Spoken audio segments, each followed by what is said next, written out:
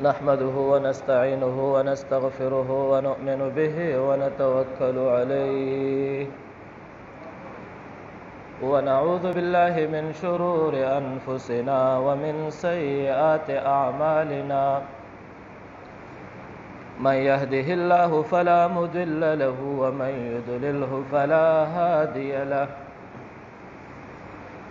ونشهد أن لا إله إلا الله وحده لا شريك له ونشهد أن محمدًا عبده ورسوله أعوذ بالله من الشيطان الرجيم بسم الله الرحمن الرحيم إن الله وملائكته يصلون على النبي يا أيها الذين آمنوا صلوا عليه وسلموا تسليما زمارنا طول بجامع درود شريف اللهم صل على محمد وعلى آل محمد كما صليت على إبراهيم وعلى آل إبراهيم إنك حميد مجيد اللهم بارك على محمد وعلى آل محمد كما باركت على إبراهيم وعلى آل إبراهيم إنك حميد مجيد. بالخصوص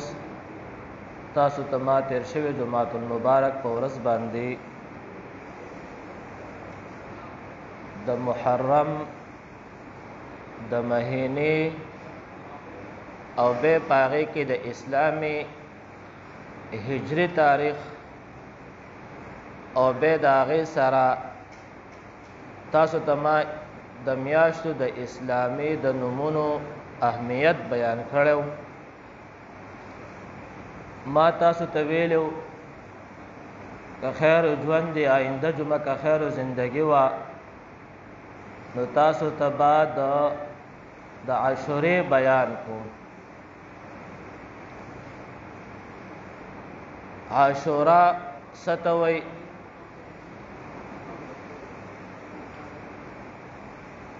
عاشورا د عاشر نه ده او عاشر دا د محرم لسم ورستوي. نو زمونږ د پښتنو په مزاج کې د پښتنو د قوم په مزاج کې خلک څوک دی ورځو ته یوم عاشوره وي او څوک دی ورځو ته حسنین وي، اطراف ورته حسنین وي، نسبت حضرت حسین رضی الله حسن او حضرت حسین رضی الله تعالی عنہ تکي. خو ذهن کې و خبره یاد ساتي چنن په معاشره کې اورز د عاشره باندې کم کردار کیږي نو د دې د اسلام سره اس قسمه تعلق نشتا. ملکونه اسلامی سمره دي لکه مسلم مملکت مسلم سمره دي د دې سره سره زمونږ ټلویزیون محکمه ټلویزیون اف ایچ سیستم سمره ده په دې ورځو باندې د غم ترانه وي او دا ورځ د غم غني، لہذا دا د غم ورځ نه دي او به بالخصوص یوم عاشور چې کوم ده لسم ورځ دا ډیره د خوشحالي او د انعامات ورځ ده. تاسو ته ویم څنګه د انعامات ورځ ده. نبی صلی الله علیه وسلم مبارکه په مدینه کې د جمعې په بیان کې د لسمه د عشره د ورځې اهمیت بیانوو. نو ډېر ناشنا انداز کې نبی صلی الله علیه وسلم صحابه ته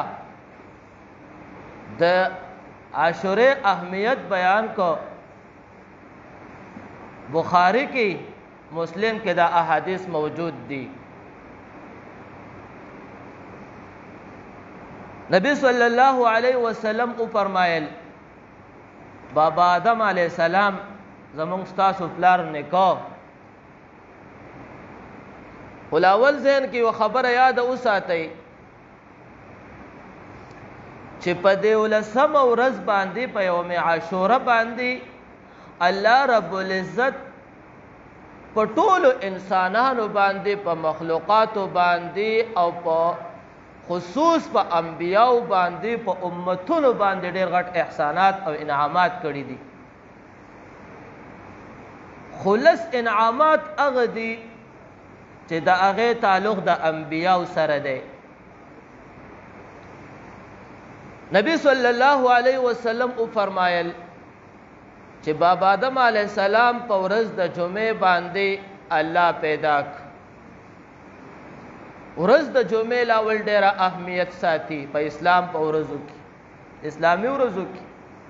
قرآن کریم کې الله رب العزت د دې ورځې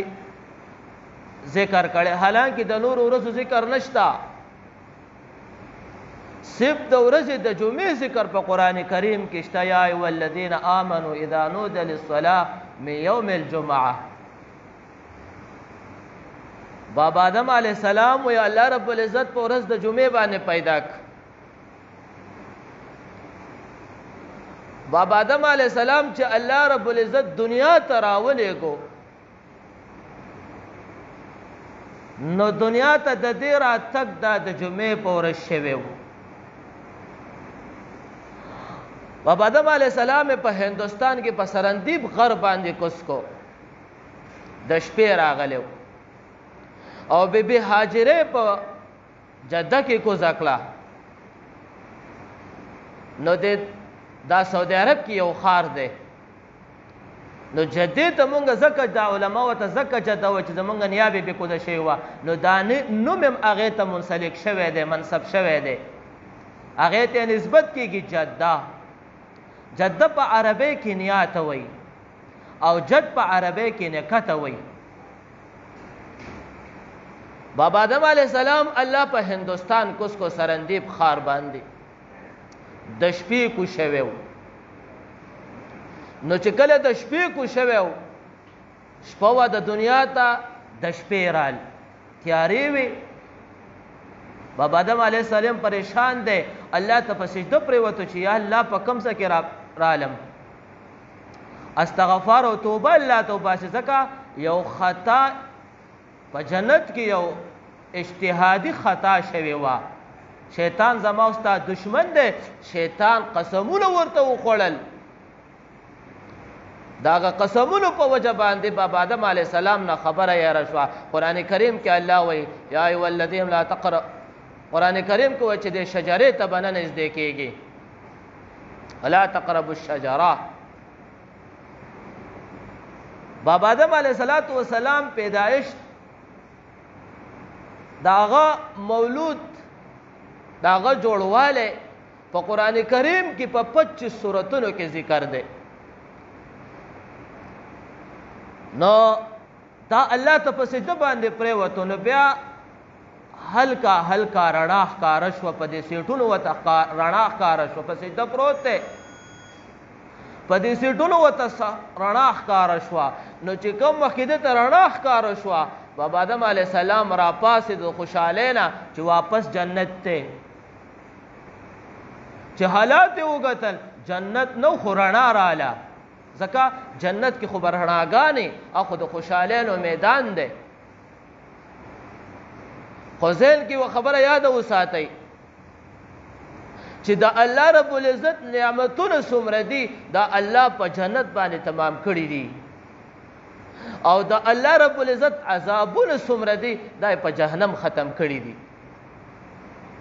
او الله رب العزت ګورې په خپلو نعمتونو کې صرف د دنیا ته یو نعمت ورکړی، نور ټول د بنده دپاره جنت ته پریښي دي.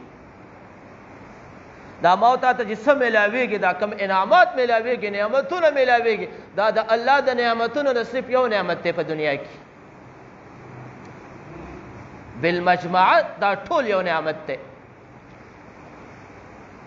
نورې ګورې خوشحالۍ نه ټول د بنده د پاره د مسلمان بنده د پاره جنت ته پرېښي دي بابا آدم علیه السلام د خوشحالۍ نه چې پاسېدو چې ویې کتل نو چې دا خو جنتی ماحول شو واپس الله ته سجده ولګوله چې واپس الله ته سجده ولګوله دا اوس مونږ او تاسو چې په هر رکعت کې 2 سجدې کوو دا هغه د بابا آدم علیه السلام آیات یاداست تازه کوو چې دویمه سجدې ولګوله نو دې وخت کې پې رڼا راغله دا نور پې راوخت نور چې په کوم وخت کې راوختو نو بابا آدم علیه السلام خو په جنت کې نور نه وګتلی دنیا ماحول ترال نو کوم وخت کې چې په دې د انور راوخت نو دا ورځ د عاشورې وه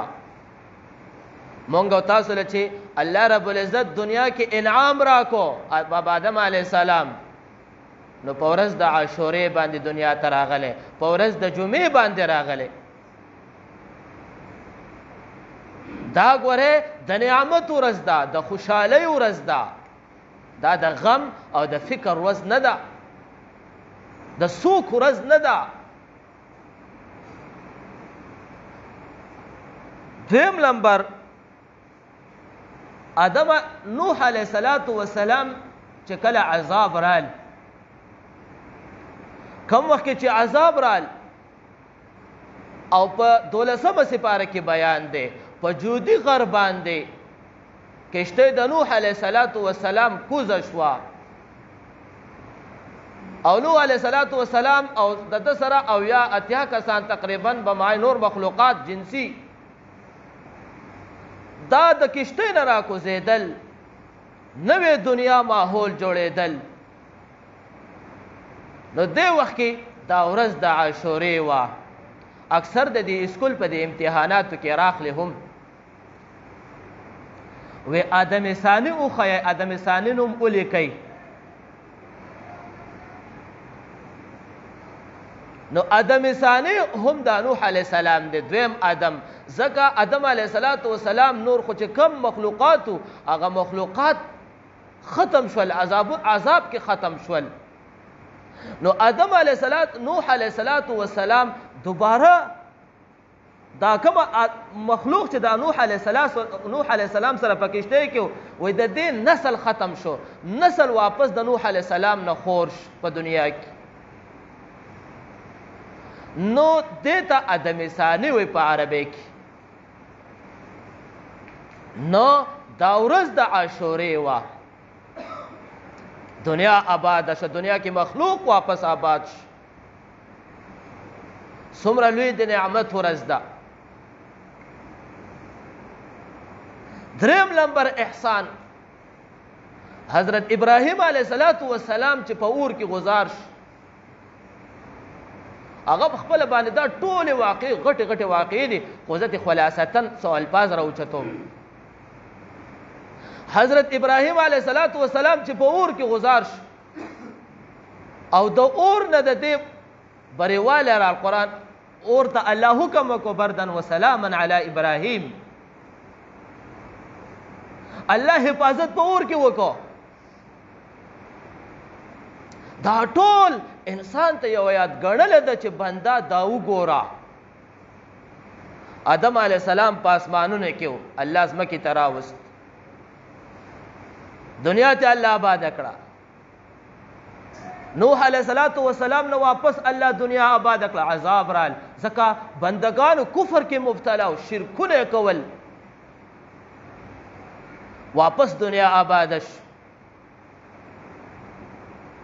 حضرت ابراهیم علیه السلام په اور کې گزار شو حالان کې کم نعمتونه الله په دې اور کې ابراهیم علیه السلام ته ورکړل کم وخت چې د دې د اور نه راوتو استاد محترم به یو خبره کوله لکه هغه به ډېرې خوشحالۍ نه دا ویل و ابراهیم علیه السلام چې د ځان نه سکروټې مروټې وشیندلې ځان یې وسنډو د سکارو نه ډېر د خوشحالۍ نه به وې چې قوم ورته حیران پریشان ولاړ دی قوم لوط قوم نمرود ورته پریشان ولاړ دی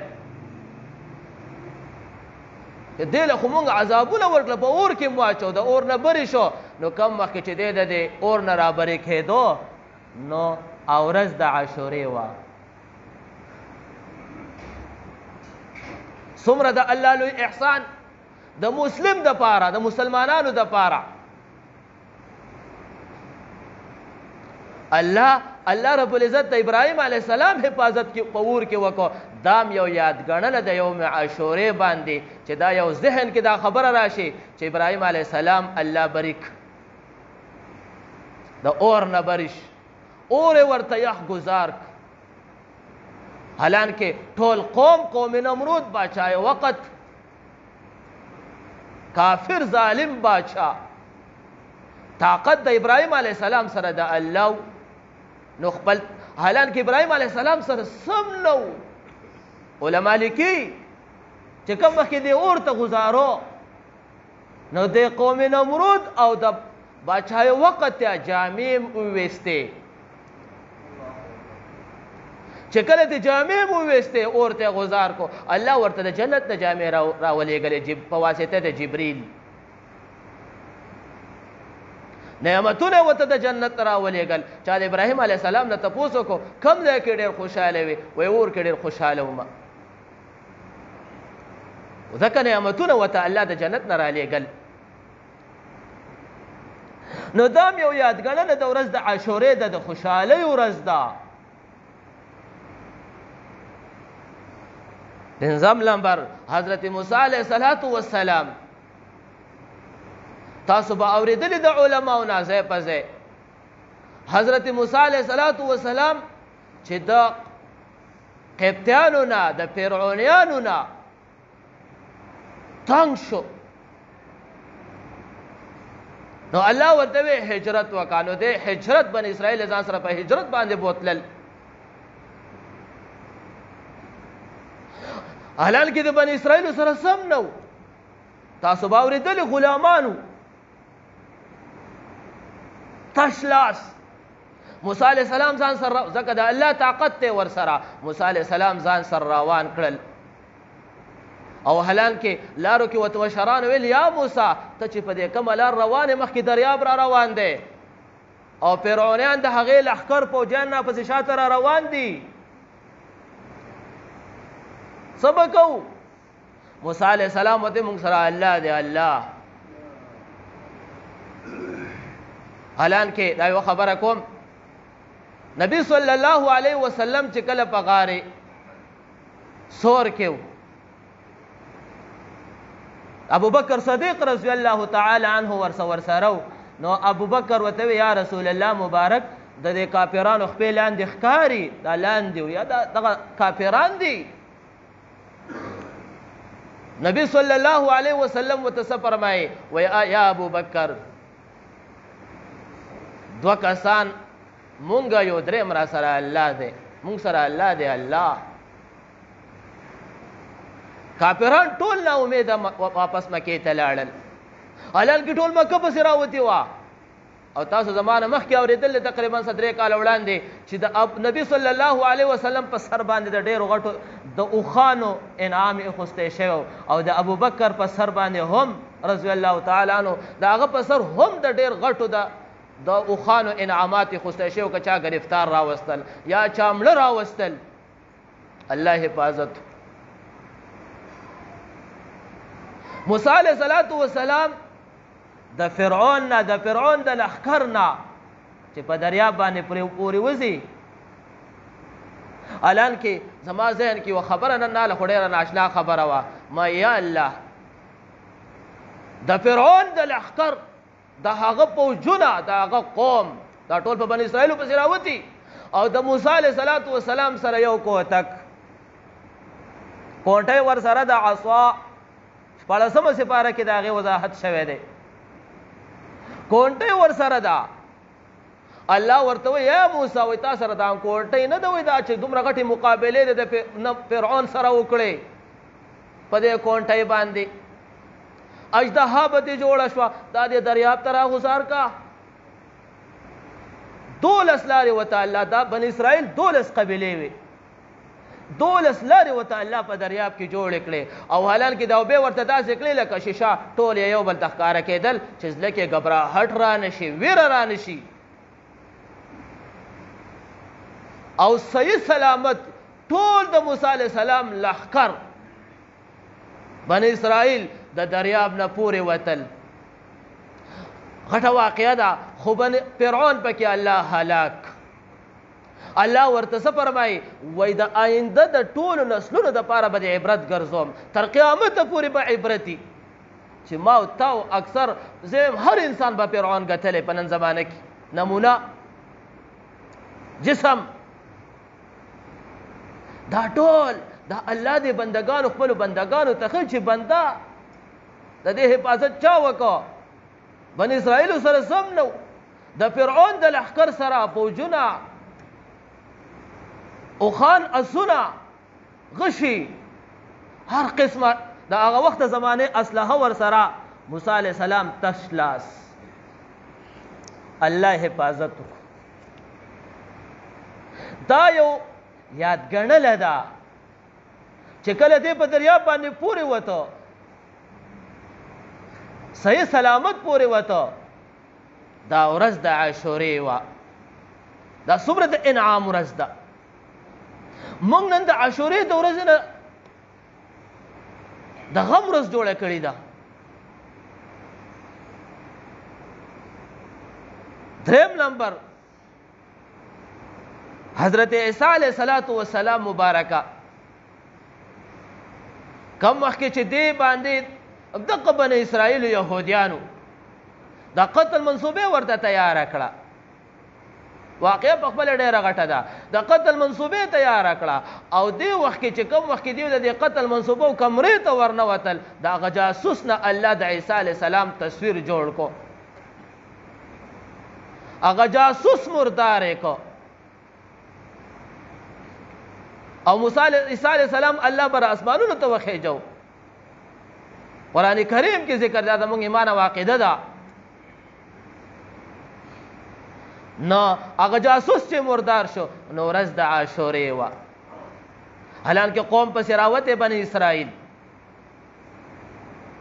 الله په قرآن کې وایي وما قتلوه وما صلبوه ولكن شبه لهم نه قتل کړی نه په صلح کړی دی او مګر دې مو په شیبه کې واقع کړي دي یو غټ په عذاب کې مبتلا شوي بني اسرائیل دا شیبه کې واقع کړل دې شک کې یاره که مونږ عیسی علیه السلام وجلی خو هغه زمونږ هغه جاسوس شو او که جاسوس مې وجلی دی عیسی علیه السلام څه شو الله رب العزت په دې ورځ باندې عیسی علیه السلام ته بر اسمانونو ته وخېجو نو ورځ د عاشورې وه څومره غټ د احسان ورځ د انعاماتو ورځ حضرت یونس علیه السلام چې کله په دریاب کې ماهی تیر کو دا خپله غټه واقعه ده قرآن کریم کې ذکر ده حوت دا ماهی نوم دی حوت چې کوم وخت کې دې ماهی تیر کو او کوم وخت کې چې دې الټی کوو د دریاب سیټ ته د ټول دریاب سیرونه پې کړي دي تاریخ مؤرخین لیکي چې یونس علیه السلام باندې الله د دریاب د سیلونه وکړل په دې دریاب کې دا میان شته اوس هم شته شیشه میان ورته وایي شیشه نو یونس علیه السلام چې کله تیر کو نو دا شیشه میا هود شیشه میا بار سیستم ټول ښکاره کېدو ورته دی اکثر په دریاب باندې وګرځو د دریاب سیلونه یې پې وکړه خو کم وخت کې چې دی سیټ یې الټی کوو نو هغه ورځ د عاشورې وه دا څومره لوی د احسان ورځ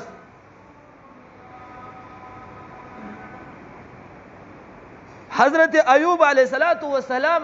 چې بیمار شو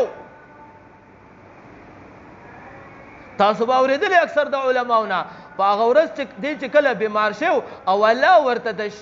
چینې په وزریه باندې چشمه هغې ورته را پیدا کړه په هغې غسل وکړئ په دې ولامبه هغې چې کله ولامبل دې د بیمارۍ نه صحیح سلامت شو هغه ورځ د عاشورې وه دا د انعاماتو ورځ او ذهن کې یوه خبره یاده ساتئ ورځ په قیامت په هم د جمعې راځي او په دا جمعه به ورځ د عاشورې ما یو تاریخ ګتو الله رب العزت چې دنیا جوړه کړې ده یو تاریخ مې ګتو په تاریخ کې دا لیکلي دي چې دا الله دا دنیا جوړه کړې ده ورځ په جمعې جوړه کړې وه ورځ د عاشورې وه حالانکه په دې باندې بعضې مؤرخین ردم کوي لکه دا علم الله ته دی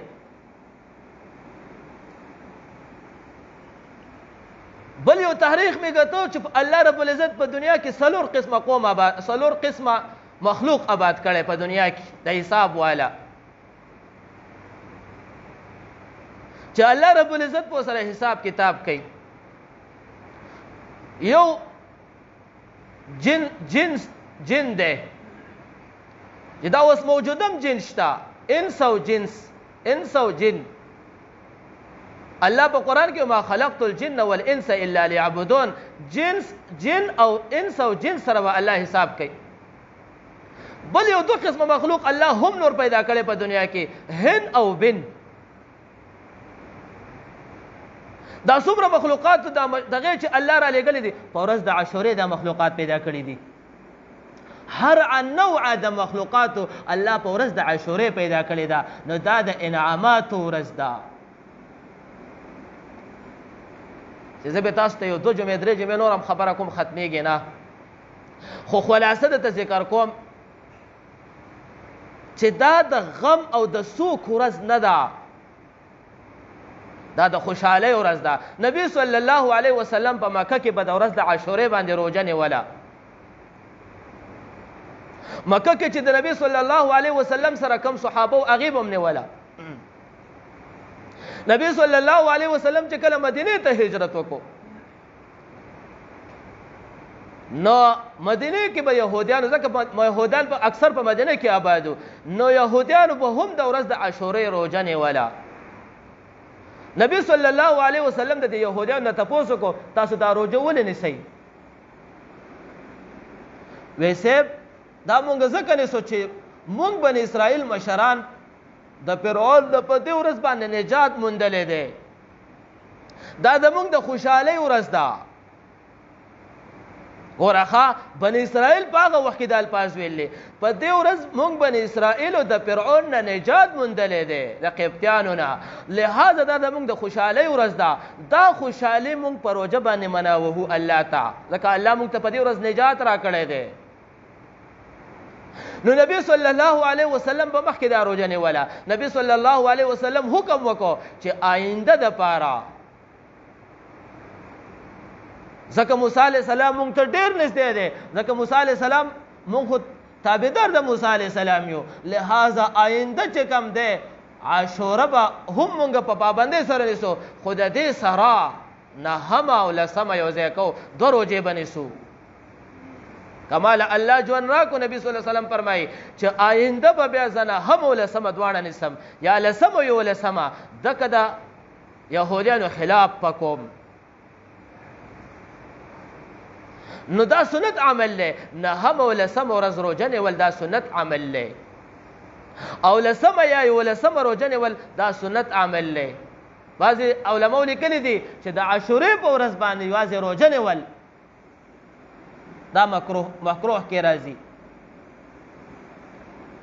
ځکه نبی صلی الله علیه وسلم حکم کړی دی چې نهم او لسمه دواړه نیسئ یا لسمه یولسمه دواړه نیسئ یو سړی وس او طاقت نه لري کمزوری دی بیا هم په سنتو کې راځي عاشوره نو کم از کم چې موږ او تاسو دا ورځ د عاشورې روژه ونیسو ټیم رانه زه خو دا یو بله خبره کوم دا د تجربه حدیث هم پېشته خو د تجربیاتو نه ثابته خبره ده چې په ورځ د عاشورې باندې خپلو بچو ته ښایسته رزق برابر کوي. الله رب العزت په انسان باندې پاقه ختمی، غربت په ختمی، او الله رب العزت ټول کال د خپل بنده رزق کې وساعت پیدا کوي، پراخوالی راولي، انسان مالداره کېږي ورسره. لہذا خپلو بچو ته په ورځ د عاشورې باندې ښکلی رزق برابر کوي. نو ډېرو علماو ویلي دي، تجربیات پې شوي دي په ورځ د دې باندې. نو ډېر علماو لیکي، په دې مشرانو علماو کې دي، هغې وایي چې موږ په ورځ د عاشورې باندې دا پابندي کړې ده، خپلو بچو ته هم ښایسته رزق برابر کړی. نو الله رب العزت موږ له ډېر هرڅه راکړي دي. نو حدیث پشته، خو حدیث ضعیف دی. نو لہذا د تجربیاتو نه ثابت خبره ده چې یو شی د تجربیاتو نه ثابت شي، نو لہذا ورځ په عاشوره باندې خپلو بچو ته ښایسته رزق دغه وکئ او صدقه م وکئ، خو په نام حسین نه، ځکه دا ورځ د انعام ده، دا ورځ د خوشحالۍ ده. لہذا چې دا کم شر او فساد د قوم سباییه جوړ کړی دی، دا د اسلام سره هیڅ تعلق نه ساتي، نه د قرآن سره تعلق ساتي، نه د صحابو سره تعلق ساتي. لہذا په شپږمه هجرۍ باندې یو عراق کې یو گورنر رال شیعه قوم سباییه، یو قوم نه رال. لہذا دا ارڅه هغه جوړ کړي دي، دا ګمراهي او دا دولال، دا ارڅه هغه جوړ کړي دي، د اسلام سره هیڅ تعلق نشته. او نه په زړه کې دا د حضرت حسین رضی الله تعالی عنه سره دغه محبت شته، خو خپل ضد او کینې او بغض حسد نیولې دي، دا عمل جاري کړی دی. نو لہذا ورځ د عاشورې دا د خوشحالۍ ورځ ده، دا د خفګان او د سوک ورځ نه ده. نو الله رب العزت موږ له په دې باندې د اعمالو توفیق را نصیب کړي. واخر دعوانا ان الحمد لله.